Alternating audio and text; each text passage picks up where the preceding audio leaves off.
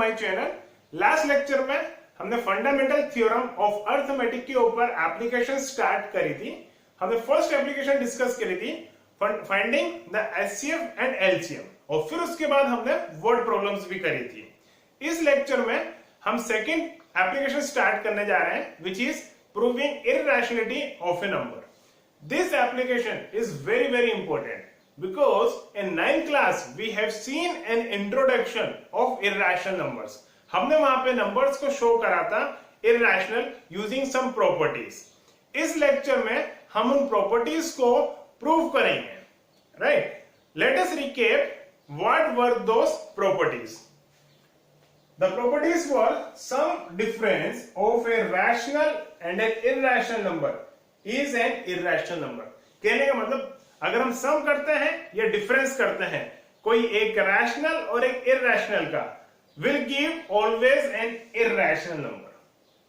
Second property was product and quotient of a non-zero rational and an irrational number is always an irrational number. अगर हम product करते हैं या division करते हैं कोई एक नॉन जीरो रैशनल नंबर का और एक इररेशनल नंबर का, तो हमेशा इररेशनल नंबर ही मिलेगा, राइट? और हमने ये देखा था जितने भी प्राइम नंबर होते हैं, नॉन परफेक्ट स्क्वायर होते हैं, उनका अगर हम स्क्वायर रूट लेते हैं तो वो क्या होता है?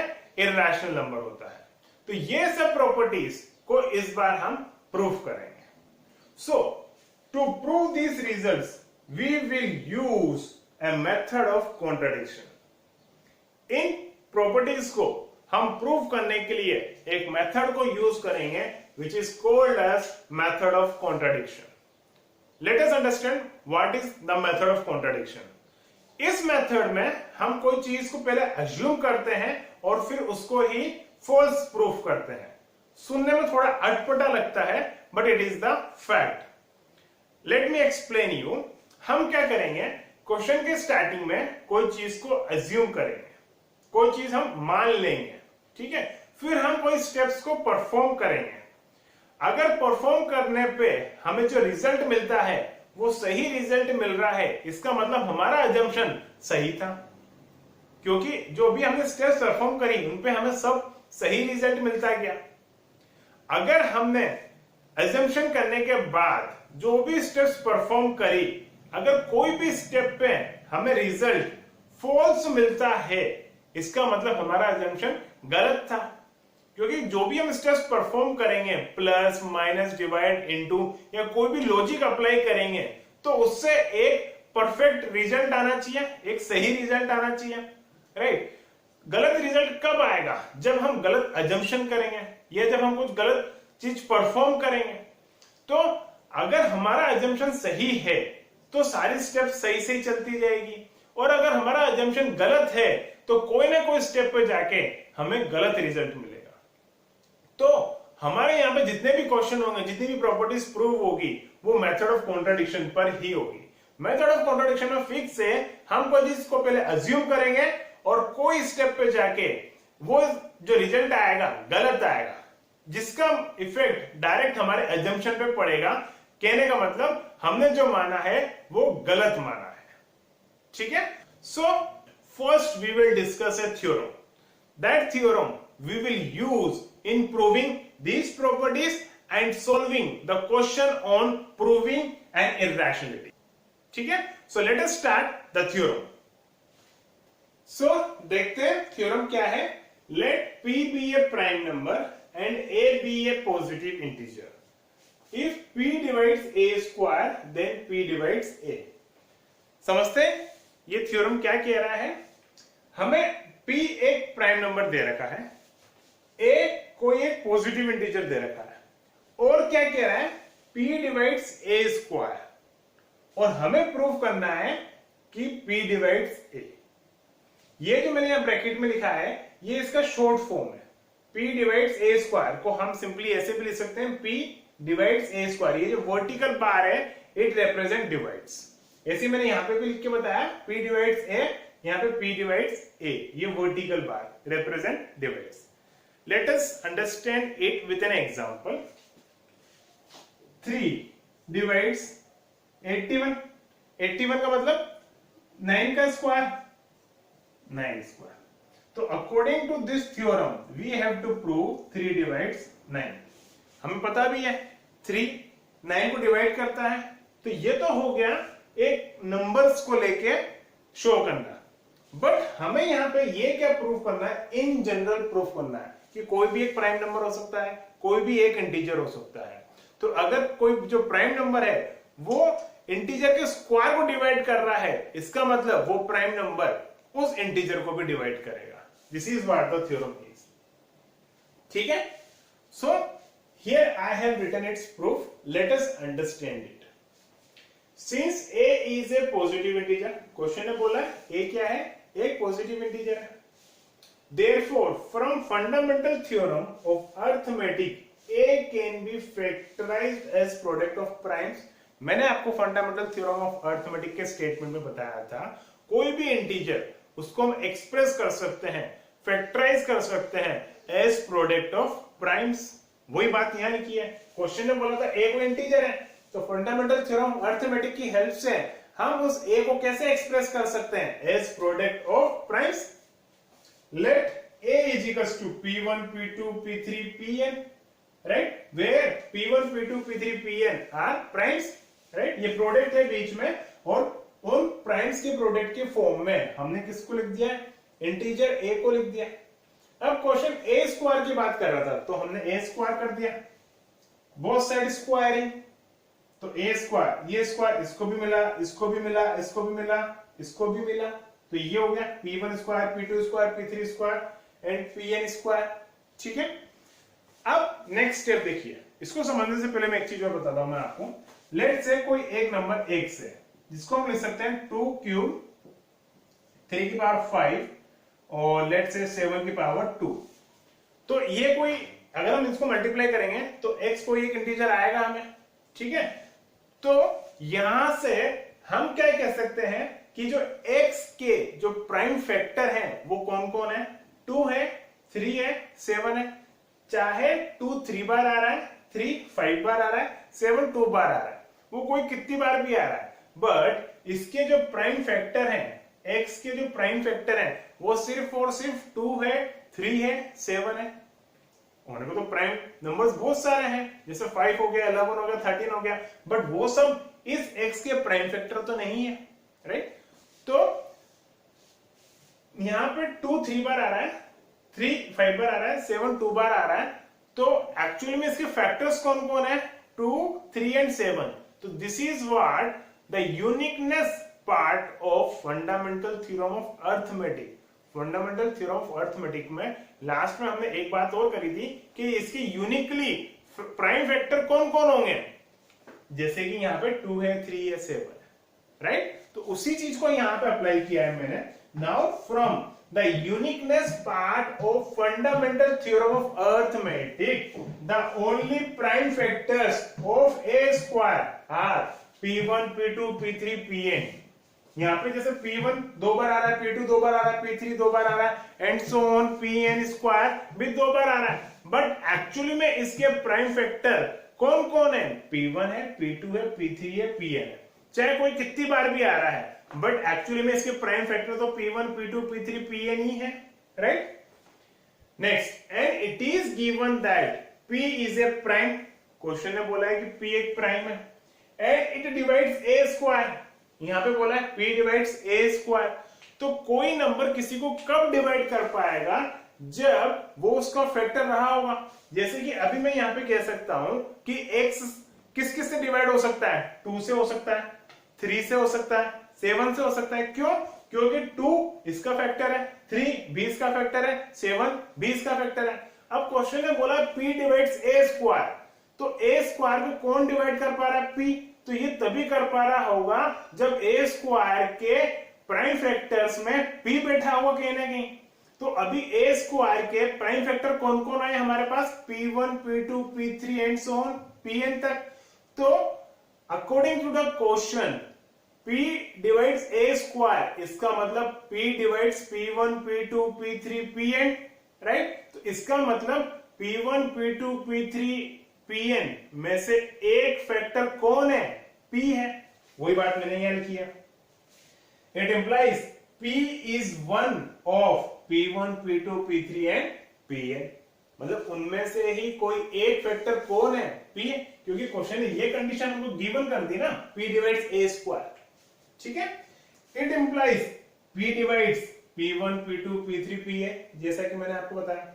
और P1 into P2 into P3 so on into Pn वो किसके बराबर है? A के बराबर है। तो हम किस स्टेप पे पहुंच गए? P divides A। ये शॉर्ट फॉर्म है, ये शॉर्ट तरीका है लिखने का। ये vertical bar it represent divides, तो P डिवाइड्स A। तो हम कहां पे पहुंच गए? P divides A। गिवन क्या था? P एक प्राइम नंबर, A एक इंटीजर और P डिवाइड्स A स्क्वायर। और हमने इन जनरल कोई भी एक प्राइम नंबर और कोई भी एक इंटीजर के लिए हमने प्रूव कर दिया कि if P divides A square है तो P डिवाइड्स A भी है। This theorem is very important in proving irrationality of a number.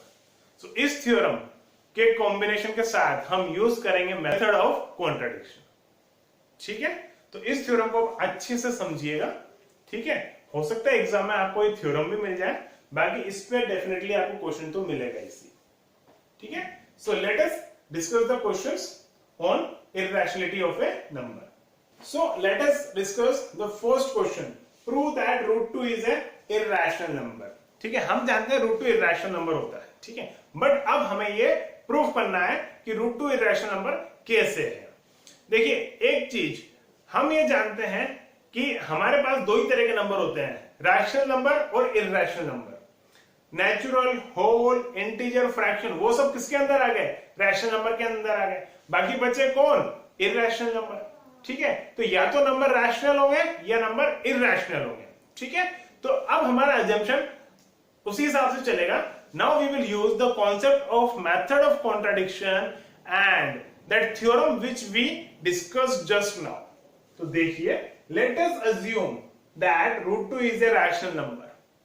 मैंने तो मान लिया साहब कि हम तो सिर्फ रैशनल नंबर ही जानते हैं, तो जो भी नंबर आप दोगे वो मेरे हिसाब से रैशनल नंबर है। ठीक है, ये कहलाता है मेथड ऑफ कॉन्ट्रडिक्शन। ठीक है, such that root 2 equals to a upon b। जब कोई नंबर रैशनल है तो उसको अपन a by b फॉर्म में लिख सकते हैं, where a and b are coprime. Coprime number जानते हैं जिनका HCF क्या होता है? 1। ये लिखना कोई मस्ट नहीं है, but this condition is must. मतलब a और b क्या है? यहाँ पे सिंप्लीफाइड फॉर्म में है, ये और कट नहीं सकते। इनका बीच का कॉमन फैक्टर सिर्फ और सिर्फ 1। ठीक है, तो these two lines are our assumption। ठीक है, तो हमने ये क्या बोल दिया? रूट 2 रैशनल नंबर है, और रैशनल नंबर है तो a by b फॉर्म का है, और a और b किस तरह के नंबर है? कोप्राइम नंबर है। This condition is very important. ठीक है, आगे बढ़ते हैं। मैंने क्या करा? Squaring both the sides. ठीक है, तो रूट 2 का स्क्वायर 2 हो गया, a स्क्वायर b स्क्वायर हो गया, क्रॉस मल्टीप्लाई करा 2b square is equals to a square हो गया। अब इस पे फोकस करें 2b स्क्वायर के ऊपर। ठीक है, 2b स्क्वायर का मतलब 2 इंटू बी स्क्वायर। तो 2b स्क्वायर किससे डिवाइड हो सकता है? 2 से डिवाइड हो सकता है, क्योंकि उसके अंदर एक फैक्टर कौन है? 2 है। So we can write 2 divides 2b square, और 2b स्क्वायर किसके बराबर है? a स्क्वायर के बराबर है। So we can write 2 divides a square. वो मैंने रीजन यहां लिखा है, since 2 divides 2b square and 2b square is equals to a square, therefore 2 divides a square. Now we will use the theorem which we proved just now। ये थ्योरम, if p divides a square then p divides a, ये हमने just अभी prove किया था। तो अगर 2 divides a square है, it means 2 divides a होगा ही होगा। और अगर कोई नंबर 2 से डिवाइड हो रहा है, इसका मतलब उसमें एक फैक्टर कौन है? 2 है। तो मैंने यहाँ पे लिख दिया a equals to 2x, एक फैक्टर 2 बना दिया, और x आगे कुछ भी लगा दो, कोई भी नंबर हो, कोई भी इंटीजर हो, कोई भी फैक्टर हो, हमने तो एक 2 फैक्टर लेके आना था। So on substituting a equals to 2x in 1। अब मैं क्या कर रहा हूं? a की वैल्यू जो 2x मैंने एज्यूम करी है यहाँ पे, मैं क्या कर रहा हूं? इस इक्वेशन के अंदर सब्स्टिट्यूट कर रहा हूं। तो 2b square is equals to 2x का होल स्क्वायर, ये a स्क्वायर की जगह 2x, तो 2x का स्क्वायर, स्क्वायर सोल्व करा तो ये आ गया, और सिंपलीफाई करा तो b square is equals to 2x square आ गया। अब 2x स्क्वायर किससे डिवाइड हो सकता है? 2 से डिवाइड हो सकता है, और 2x स्क्वायर किसके बराबर है? b स्क्वायर के बराबर है। तो वी कैन से 2 डिवाइड्स b स्क्वायर, जैसे भी हमने यहाँ पे किया था। सेम स्टेप, सेम लॉजिक यहाँ पे अप्लाई होगा। तो 2 डिवाइड्स बी स्क्वायर, अगर 2 डिवाइड्स बी स्क्वायर है so we can say 2 divides b। so from 2 and 3 मैंने इस स्टेप को और इस स्टेप को 2 नाम दे दिया और इसको 3 नाम दे दिया। तो from 2 and 3 what we can say, a एक ऐसा नंबर है जो 2 से डिवाइड हो रहा है, b एक ऐसा नंबर है जो 2 से डिवाइड हो रहा है, तो a और b दोनों किससे डिवाइड हो रहे हैं, 2 से। तो what we can say, 2 is a common factor of a and b, वही मैंने यहाँ लिखा है, 2 is a common factor of a and b which contradicts the fact that a and b are co-prime। अभी हमने ऊपर क्या माना था, a और b co-prime है, उनके बीच का कॉमन फैक्टर सिर्फ कौन है, 1। बट हमारे एजम्पशन के चलते a और b का कॉमन फैक्टर कौन आ गया, 2 आ गया। मतलब जो हमने माना था वो तो फॉल्स हो गया, राइट। हमने माना था कि इनके बीच का कॉमन फैक्टर क्या है, सिर्फ और सिर्फ 1 है। तो हम जो स्टेप्स करते गए सब सही से स्टेप्स करिए, और सही से स्टेप्स करते करते हम कहां पहुंच गए कि ए और बी का तो कॉमन फैक्टर 1 के अलावा 2 भी है, जबकि होना क्या चाहिए था, सिर्फ 1 ही होना चाहिए था। This means our assumption is wrong. Means हमने क्या माने थे, √2 इज ए रैशनल नंबर, तो हमारा अजम्पशन गलत हो गया। Hence √2 is A irrational number. जब √2 रैशनल नंबर नहीं रहा, इसका मतलब वो कौन सा नंबर रहा, फिर इरैशनल नंबर रहेगा, राइट। तो हमें ये क्वेश्चन को प्रूव करने में इन दोनों स्टेटमेंट की जरूरत है। मतलब √2 को रैशनल माना, रैशनल को हमने a by b फॉर्म में लिखा, और a by b where a and b are co-prime, मतलब HCF1। और आगे चलते चलते हम कहां पहुंच गए, HCF कॉमन फैक्टर जब 1 होना चाहिए था, वहां पे कॉमन फैक्टर एक और निकल के आ गया 2। ये क्यों आया, क्योंकि हमारा अजम्पशन गलत था। तो हमारा अजम्पशन क्या था कि √2 रैशनल नंबर है, इसका मतलब √2 कौन सा नंबर रहेगा, इरैशनल नंबर, राइट। एक क्वेश्चन और देखते हैं, prove that √5 is a irrational number. देखिए मैंने यहाँ पे पुराने क्वेश्चंस की स्टेप्स को एज इट इज ही रहने दिया, और क्वेश्चन यहाँ पे चेंज हो गया, √5 आ गया √2 की जगह। तो देखिए कितना सा चेंजेस होंगे इसके अंदर, मैं यहाँ पे आपको बिना मिटारे बता रहा हूं। यहाँ पे क्या हो जाएगा, assume √5 is a rational number such that √5 equals to a upon b where a and b are co-prime, that is their HCF is 1। फिर हम यहाँ क्या करेंगे, √5 का स्क्वायर बोथ साइड्स, यहाँ आ जाएगा 5, यहाँ हो जाएगा 5, यहाँ पे हो जाएगा 5, यहाँ हो जाएगा 5, राइट। जहां जहां 2 आ रहा है मैं 5 लगाते जा रहा हूं। अब 5 डिवाइड्स a, इसका मतलब a इक्वल्स टू 5x। अब 5x हम सब्स्टिट्यूट करेंगे फर्स्ट के अंदर, तो यहां पे आपने क्या डाला 5x, और यहां पे क्या था 5b स्क्वायर था, तो ये 5b स्क्वायर हो गया 5। यहां क्या हो जाएगा 5x का स्क्वायर 25x स्क्वायर, इसको कैंसिल करेंगे तो यहां पे कितना आ जाएगा 5। तो b स्क्वायर इसके बराबर आ गया 5x स्क्वायर के बराबर। तो b स्क्वायर कैसे डिवाइड होने वाला नंबर है, 5 से। तो अगर b स्क्वायर 5 से डिवाइड हो रहा है तो इसका मतलब b कैसे डिवाइड होएगा, 5 से डिवाइड होएगा। So from second and third we can say 5 is a common factor of a and b which contradicts the fact that a and b are co-prime। This means our assumption is wrong, hence √5 is an irrational number, right। अगर आपको √2 वाला question अच्छे से समझ में आ गया तो √3, √5, √7, √11 any kind of question you can do. आपने यहां पर देखा ये मैंने क्या किया, ठीक है। सो आप उस √2 वाले क्वेश्चन को आप अच्छे से करके देखिएगा। बिफोर दैट उस थ्योरम को आप अच्छे से करना, ठीक है। थ्योरम को करने के बाद, अच्छे से प्रैक्टिस करने के बाद, उसकी हर एक स्टेप्स को अच्छे से समझने के बाद फिर √2 वाले क्वेश्चन को करके देखना, ठीक है। So this is the concept of proving irrationality of a number, ठीक है। नेक्स्ट क्लास में मैं कुछ और क्वेश्चंस लेके आऊंगा प्रूविंग इरैशनलिटी के ऊपर। सो आप इस क्लास को अच्छे से रिवाइज कीजिएगा। इस क्लास से, इस टॉपिक से डेफिनेटली एग्जाम में क्वेश्चन आता ही आता है, ठीक है। So thank you so much for watching the video and bye.